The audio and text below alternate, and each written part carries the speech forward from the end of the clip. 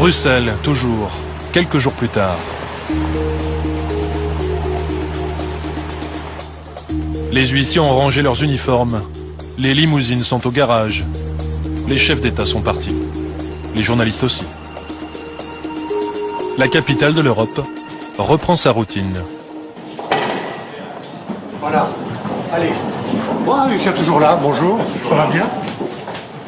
C'est l'heure des nouveaux maîtres de Bruxelles.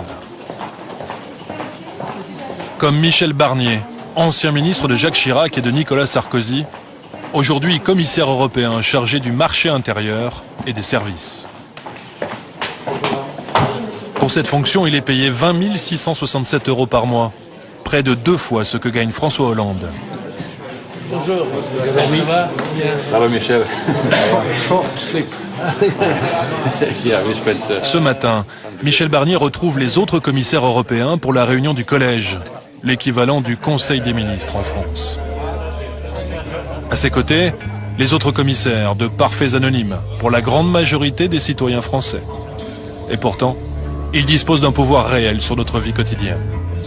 Voici le Belge Karel de Gucht, commissaire au commerce. De la voiture Peugeot à la vaisselle en céramique, en passant par les briquets, il a le pouvoir de protéger ou non les produits made in France, en taxant ou pas la concurrence internationale. L'Espagnol Joaquim Almunia, très redouté, car il traque les aides publiques illégales, autant que les monopoles des multinationales. À son palmarès, des millions d'euros d'amende infligés à la France, mais aussi à de grandes entreprises comme Microsoft. La luxembourgeoise Viviane Reding, commissaire à la justice, vice-présidente de la commission. Elle est à l'origine, entre autres, d'un projet de réforme de la garde à vue en France.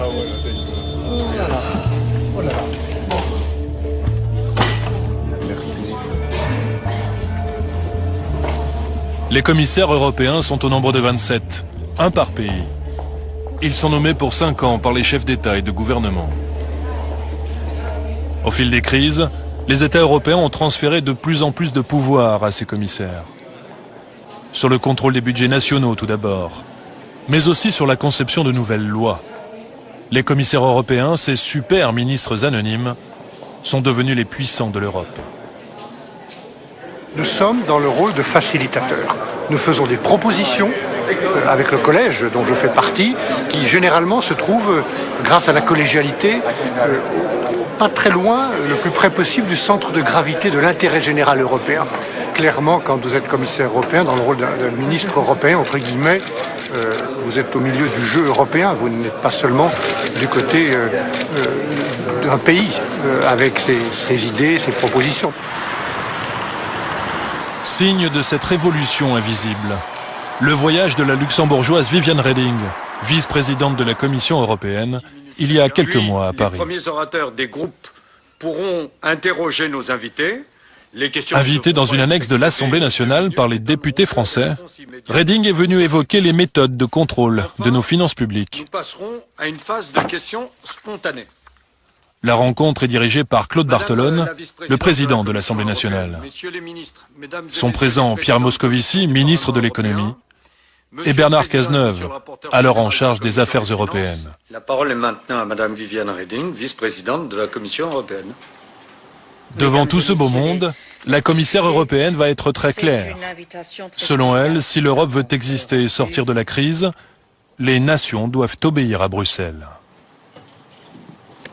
On a perdu beaucoup de temps. On a perdu 10 ans pendant lesquels on n'agissait pas parce qu'on ne voyait pas la nécessité d'agir en commun. Et il est grand temps de refaire ce temps perdu parce qu'on a vu ce que ça nous coûtait de ne pas avoir mis en place les instruments nécessaires à pouvoir intervenir.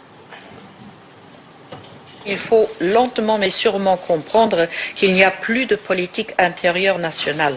Il n'y a plus que des politiques européennes qui sont partagées dans une souveraineté commune.